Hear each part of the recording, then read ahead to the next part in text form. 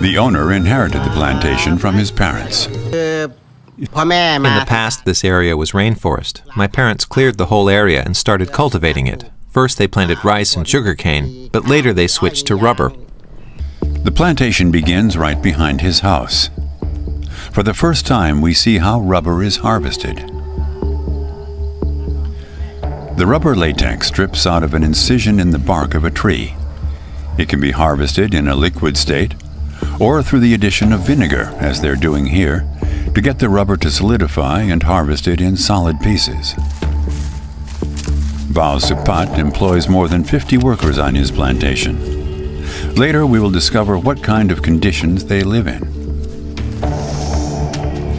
Bao Supat has just planted new rubber trees, despite a glut on the market that's driven a steady drop in the price per kilo. We used to earn good money with our rubber. But 5 years ago, the price suddenly plummeted. Now we have to save where we can to get by. If the plantation owner himself is feeling the pinch, what about his workers? On the edge of the plantation, we find their decrepit huts. The workers all come from neighboring Cambodia. They're willing to work for lower wages than Thais. I work 12 hours a day, 5 days a week, sometimes more. Night has fallen on Bao Supat's plantation. It's the best time to harvest rubber. The Cambodians are getting ready to go to work. Their night shift starts at 8 p.m. and ends at about 5 in the morning. With just head torches for light, they slice deeper and deeper grooves into the tree trunks to keep the milky latex flowing.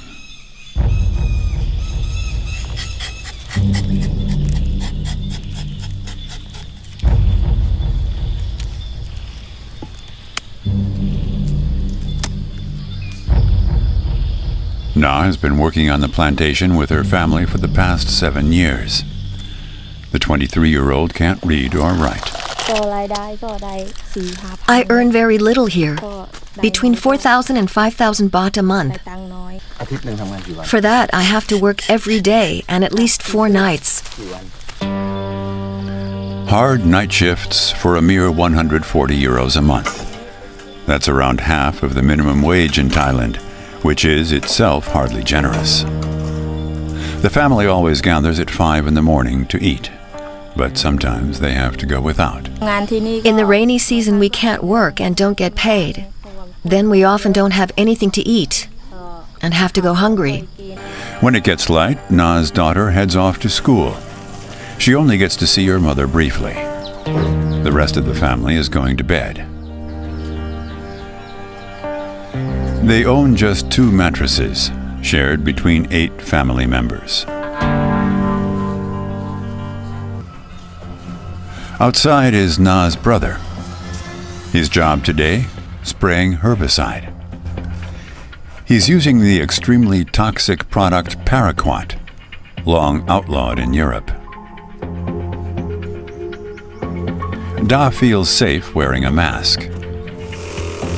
What the 25-year-old doesn't realize is that paraquat can also be absorbed through the skin and can lead to severe kidney, liver, and heart damage. He should by no means be working without protective clothing in shorts, but no one has told him that.